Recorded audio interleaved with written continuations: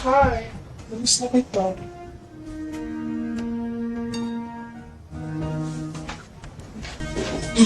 Halo, selamat jumpa kembali bersama channel Pemersatu Bangsa. Dan pas banget nih ngomong-ngomong kuliah, pada video ini gue akan membahas alur cerita film Scorpione 3 yang dirilis pada tahun 2022, yang membahas tentang seorang mahasiswa yang memiliki tetangga seorang tante-tante cantik. Waduh, yang setelah mahasiswa ini telusuri, ternyata tante itu memiliki pekerjaan yang di luar nulur alias enggak biasa. Apaan tuh? Hal ini ia ketahui karena di dalam kamar pria ini terdapat lubang yang terhubung dengan kamar tante itu. Waduh, karena hal ini ia jadi bisa menyaksikan semua kegiatan yang dilakukan tante itu. Sebelum lanjut ke ceritanya, klik tombol subscribe supaya kalian gak ketinggalan update video terbaru.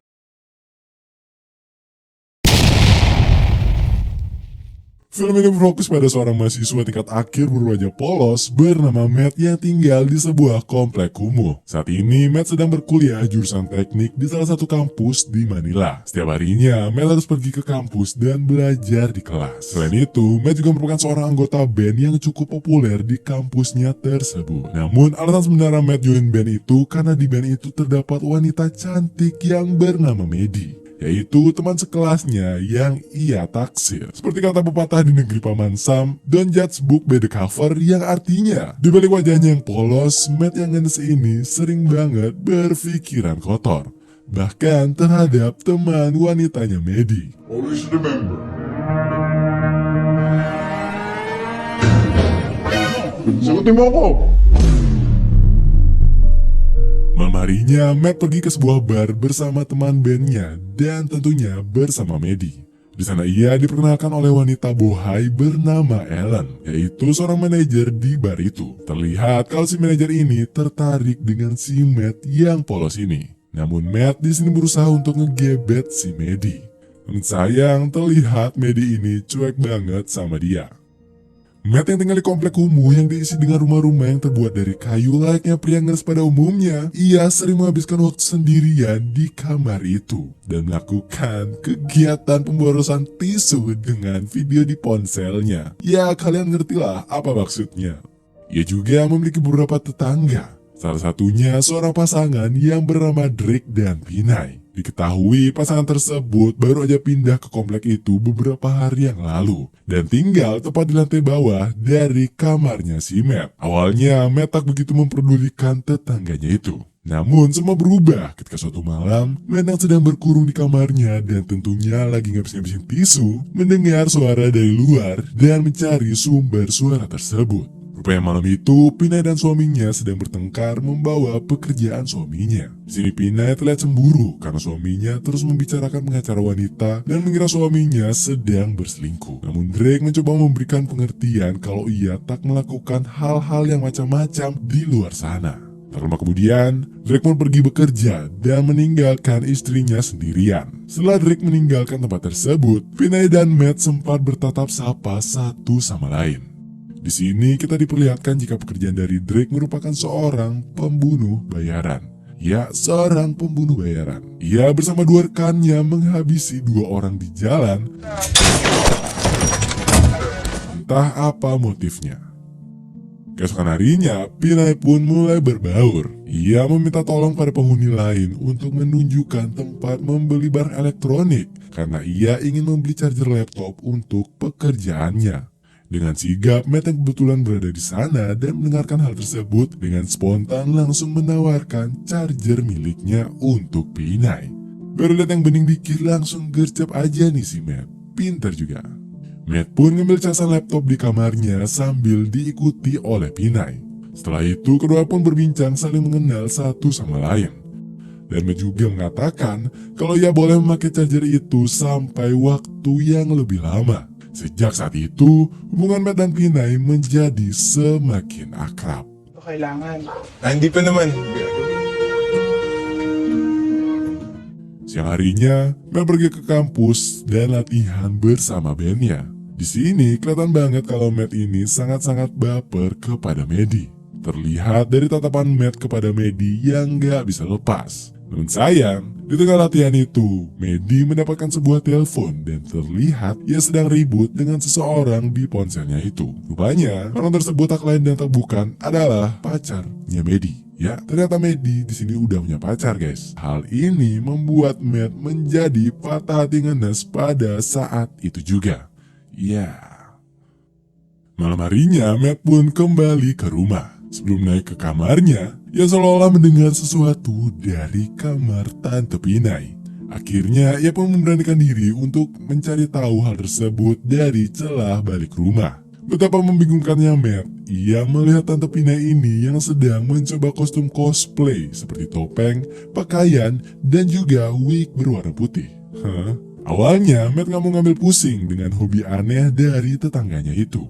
Ia pun pergi dari sana dan kembali ke kamarnya di atas. Namun, Matt yang masih penasaran dengan hobi aneh yang dilakuin Tante Pinai itu pun berpikir keras untuk mencari tahu apa yang ia lihat tadi. Akhirnya, Matt pun menemukan sebuah lubang dari rumah kayunya itu yang terhubung dapat melihat keadaan di bawah rumahnya Tante Pinai. Waduh, di sini Matt kembali melihat Tante Pinai yang telah mengenakan topeng dan wig yang sedang berdandan. Sesaat setelah itu, Tante Pinai pun pergi dari ruangan itu. Matt pun dengan gercep ngikutin kemana suara langkah Tante Pinai itu pergi. Karena di lantai 2 Matt hanya tinggal sendirian, jadi ia bebas masuk dari ruangan lain ke ruangan lainnya. Dan lagi-lagi, yang namanya rumah kayu banyak bolongnya. Di sini Matt kembali menemukan bolong yang terhubung ke ruangan bawah. Matt pun kembali melirik dari lubang itu. Dan betapa terkejutnya Matt, ia menyaksikan Tante Pinai yang sedang mengenakan topeng dan wig ditambah baju dinas haram. Ya, baju dinas haram. Ternyata di sini Tante Pinai merupakan seorang profesional live streaming pemersatu bangsa. Ya, kalian ngertilah apa maksudnya. Waduh. Matt yang nolep itu pun dengan penuh adrenalin menyaksikan itu semua secara gratis cuma-cuma dengan kualitas yang sangat jernih. Sejak saat itu, Matt pun akhirnya mengetahui siapa Tante Pinai sebenarnya. Dan dari sinilah ia mulai sering memantau semua aktivitas Tante Pinai dan pasangannya setiap hari. Mulai dari Pinai yang sedang ganti-ganti, hingga Drake yang baru aja datang dari bekerja. Malam itu, Drake yang baru pulang bekerja pun layaknya pasangan yang tinggal seatap pada umumnya mengajak Tante Pinai untuk ngelakuin kegiatan yang penonton harapkan. Datang ke sini pun hanya bisa menyaksikan itu dari atas rumahnya sambil membayangkan jika ia dapat menggantikan posisi Drake. Sekarang semua kegiatan itu menjadi rutinitas Matt dari kamarnya setiap hari. Saking halunya, ia sempat membayangkan jika Pinai menyadari hal itu dan membalaskan hal itu kepadanya. Waduh.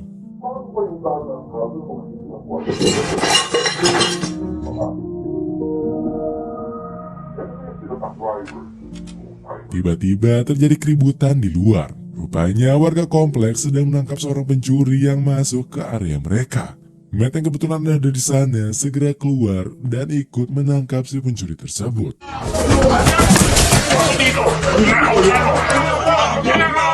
Dari kejadian ini, hubungan Matt dan Tante Pinai pun menjadi semakin akrab. Bahkan Matt tak segan untuk mengajaknya mengobrol di dapur umum, di mana semua orang bisa melihat mereka berdua. Kayak aku. Malam harinya, Matt kembali mengawasi Tante Pinai dari kamarnya. Terlihat saat itu Pinai sedang menjalankan pekerjaannya sebagai streamer pemersatu bangsa. Di tengah live itu, tiba-tiba Drake datang pulang ke rumah. Waduh, rupanya di sini suaminya mengetahui apa yang dilakuin tante ini. Namun Drake yang sangat open-minded itu ternyata nggak marah dengan hal itu. Selama Pinai tak berhubungan langsung dengan pria lain. Drake juga berpesan jika Pinai ingin melakukan kegiatan yang penonton harapkan dengan orang lain, maka ia harus mengatakannya atau meminta izin terlebih dahulu kepada Drake. Waduh, di luar Nurul. Namun hingga saat ini, Pinai sama sekali tak berniat untuk berselingkuh dari suaminya. Matt pun terus mengawasi mereka berdua hingga akhirnya ia menyadari kalau keduanya melakukan rutinitas yang sama dan berurutan setiap malam. Mulai dari Pinai yang melakukan live streaming, Drake pulang bekerja, sampai menyaksikan mereka melakukan kegiatan yang penonton harapkan. Pada saat Matt sedang menyaksikan kegiatan yang penonton harapkan itu, Tante Pinai tak sengaja menoleh ke atas. Hal ini rupanya membuat Tante Pinai menjadi sadar akan keberadaan Matt di atas. Waduh, nah loh. Yang bikin geleng-gelengnya, Pinai di sini malah membiarkan Matt menyaksikan itu. Waduh, dan justru hal ini makin membuat Pinai menjadi bersemangat, berapi-api menyala abangku. Waduh. Keesokan malam, Matt kembali ke bar bersama teman-teman bandnya. Di sini Matt pun makin menggebu-gebu dengan Tante Pinai. Ia di sana malah stalking sosmednya Tante Pinai. Tiba-tiba ia dihampiri oleh wanita si manajer bar itu dan meminta Matt untuk menyimpan nomornya di ponselnya Matt. Tanpa babi bebo, Ellen yang sepuh ini dalam urusan asmara pun langsung membasahi paru dari si Matt di depan teman-temannya. Namun di sini Matt yang blow on pun tampak tak tertarik dengan wanita itu. Malam yang penuh cahaya remang itu pun Matt isi dengan minum-minuman haram bersama teman-temannya hingga ia berada dalam kondisi teler. Matt yang tipsi ini pun akhirnya pulang ke rumah dengan kondisi hujan lebat. Saat mencoba berteduh di depan pintu rumah Tante Pinai, tanpa diduga rumah tersebut tiba-tiba terbuka sendiri. Waduh, ada celah tuh. Menyadari hal ini, Matt yang masih terpengaruh dalam minuman haram pun dengan lancang dan gagah berani untuk masuk ke dalam dengan mengendap-ngendap. Karena Matt sering memantau gerak-gerik Drake ketika ia baru pulang, Matt dengan cerdik menirukan itu semua. Tujuannya agar Tante Pinai tak curiga dan menganggap jika Drake lah yang telah pulang. Rencana itu pun berjalan mulus. Matt yang masih kepo pun akhirnya memberanikan diri untuk masuk ke kamar wanita itu. Dan bener aja, di dalam hanya terdapat Tante Pinai yang tak bangun atau curiga sedikit pun akan keberadaan orang lain di rumahnya. Matt pun kembali memerankan apa yang Drake biasa lakukan, yaitu menggunakan lotion malam kesayangan Drake sebelum tidur. Dan lagi-lagi, Tante Pinai nampaknya anteng-anteng aja dengan suara-suara berisik itu, dan ia masih tertidur pulas. Salam pemersatu bangsa. Lanjut. Dan lagi-lagi, Tante Pinai nampaknya anteng-anteng aja dengan suara-suara berisik itu, dan ia masih tertidur pulas. Akhirnya Matt dengan kondisi yang setengah tipsi ini pun memberanikan diri lagi untuk ngelakuin kegiatan yang penonton harapkan. Waduh, selesai menjalankan aksi bejatnya itu, nampaknya Tante Pinai tak curiga dengan apa yang telah terjadi. Matt pun sempat bingung mengapa ini berjalan lurus-lurus aja nggak kayak di film-film. Karena takut Drake segera pulang, Matt pun segera bersiap-siap untuk capcus kabur dari sana. Namun tiba-tiba, Saan ka pupunta? Akala ko ba, hindi mo ka na umalis. ternyata dari awal Tante Pinai sebenarnya tak tertidur. Ia dengan sengaja membiarkan Matt melakukan itu semua. Waduh, tante ini pun menyuruh Matt untuk menemaninya sebentar aja. Ya iyalah, abis ngecas masa pergi gitu aja. Matt yang mati kutu dengan perbuatannya pun terpaksa diam sejenak di kamar itu. Tante itu pun mengaku bahwa ia sebenarnya sudah tahu jika Matt mengawasinya dari atas. Namun ia merasa itu tak menjadi masalah sama sekali. Hal itu sama aja ketika ia sedang melakukan live pemersatu bangsa yang ditonton ribuan orang. Dan ini cuma ditonton sama satu orang aja. Waduh, aneh juga. Di sini Matt pun bertanya apakah Tante Pinai tak takut dengan pekerjaannya itu, yang nantinya mungkin aja ada orang jahat yang mengambil gambar dan malah bisa mengancam tante itu. Tante itu menjawab kalau itu semua dapat diatasi oleh Drake pasangannya, jadi aman-aman aja. Di tengah obrolan itu tiba-tiba Drake pun datang. Tante Pinai meminta Matt untuk langsung bersembunyi di bawah ranjang. Dan tante itu pun pura-pura tertidur lagi. Layaknya laki-laki normal pada umumnya, Drake yang butuh asupan pun langsung melakukan kegiatan yang penonton harapkan. Ya lagi guys, Matt yang berada di bawah pun mau gak mau harus menunggu itu semua hingga selesai. Dan setelah Drake tertidur, Matt pun akhirnya menyelinap dan keluar dari sana. Di sini terlihat rasa penasaran Matt selama ini akhirnya terbayarkan lunas. Ia pun menjadi lebih bersemangat untuk menjalani hidup.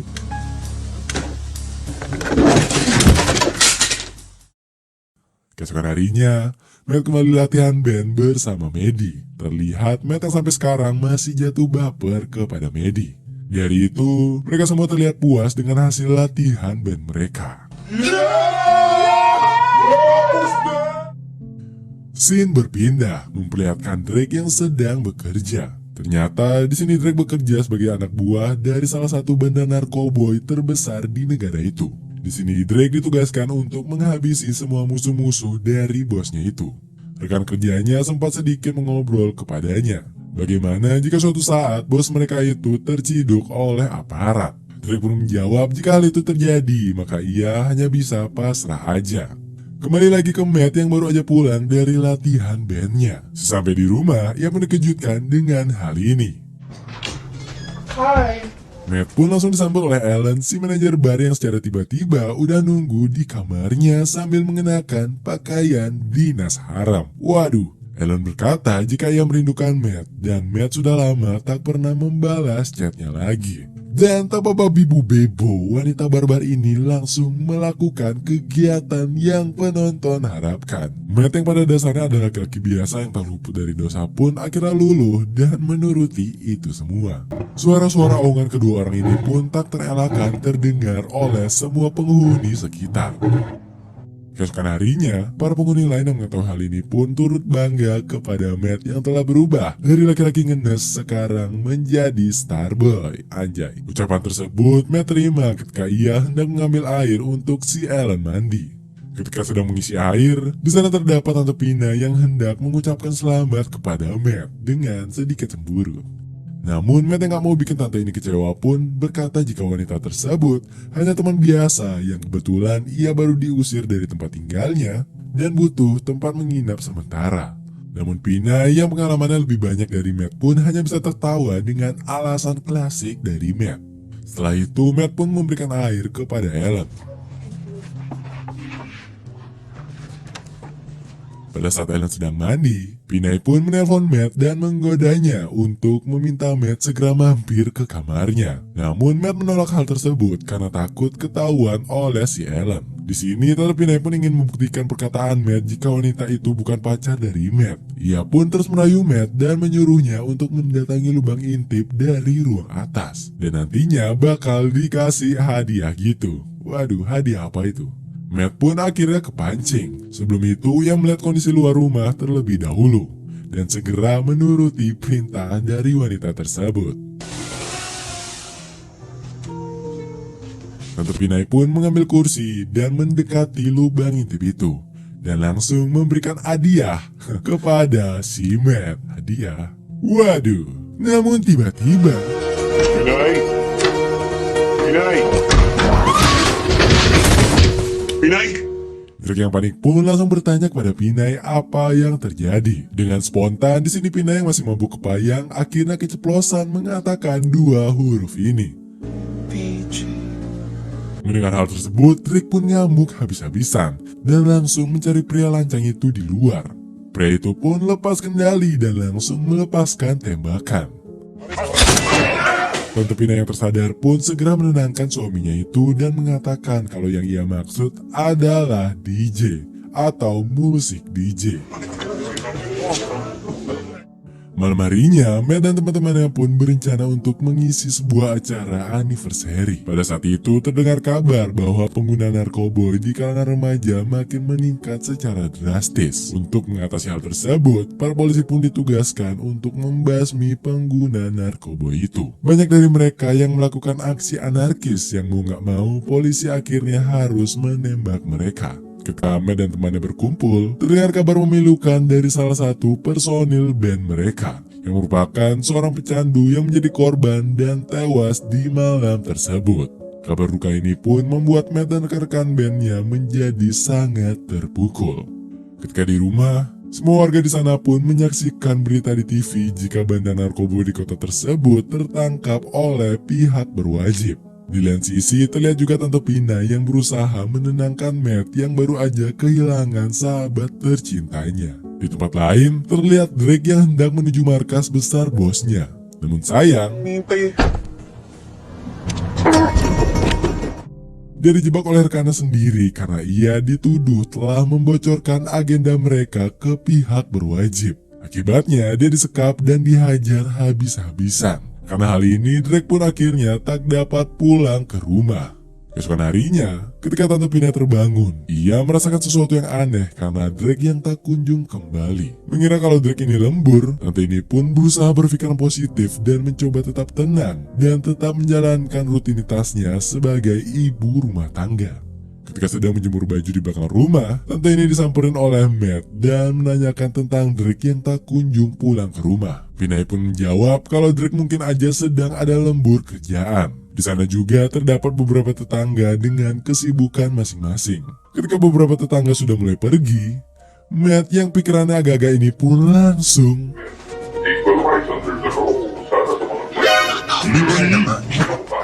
kedua orang bejat ini pun akhirnya melakukan kegiatan yang penonton harapkan di halaman belakang itu.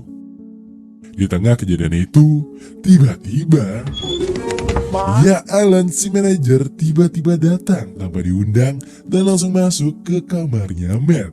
Waduh, awalnya Alan gak sadar keberadaan Matt sedang di mana dan lagi ngapain. Namun ketika hendak mengambil minuman di dapur, ia mendengarkan suara aungan-aungan meresahkan dan mencari sumber suara itu. Alan akhirnya menemukan sebuah lubang yang terhubung dengan halaman belakang. Di sanalah Alan menyaksikan dengan mata kepala sendiri atas kebejatan yang dilakukan Matt dan Tante Pinai. Waduh. Ano ba sabi mo?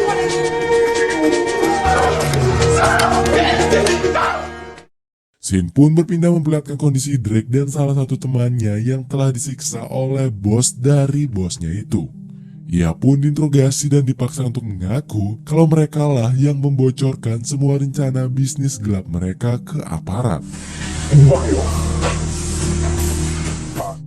Kembali lagi ke Pinai yang sedang menyiapkan makan malam. Di sini ia skeptis berharap jika malam itu Drake akan segera pulang. Di saat bersamaan, Matt yang berada di kamar pun menelpon Pinai dan menanyakan tentang kepulangan Drake. Pinai pun menjawab kalau Drake belum pulang dan saat ini ia sedang mempersiapkan kepulangan dari Drake. Matt yang lagi-lagi otaknya agak-agak ini pun memaksa untuk datang ke sana menghampiri tante itu. Namun Pinai dengan tegas mengatakan kalau saat ini ia sedang tak mau diganggu dan Matt dapat mencarinya di lain hari saja.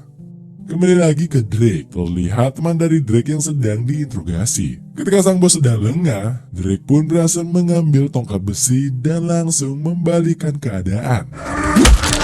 Terjadilah aksi baku tembak-tembakan yang mengakibatkan tewasnya teman dari Drake itu. Untungnya di sini Drake dapat berhasil kabur dari tempat itu dengan mencuri mobil.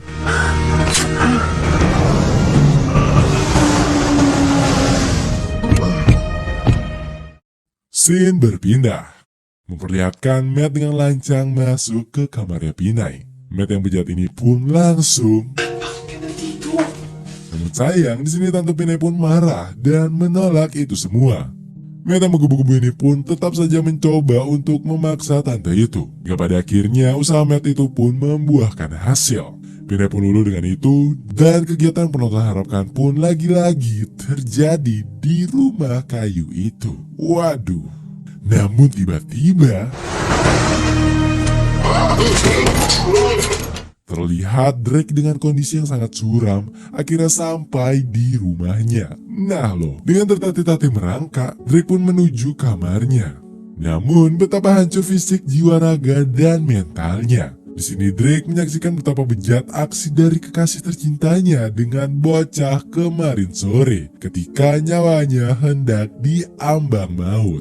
Drake yang geram pun langsung menarik tuasnya dan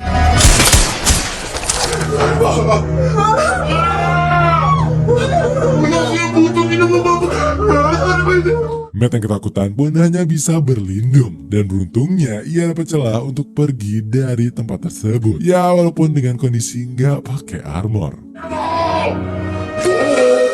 Sementara Pinai juga hanya bisa menangis dan mencoba mendekati soulmate tersebut dan meminta maaf. Ia tak menyadari kalau semua yang ia lakukan akan berakhir seperti ini.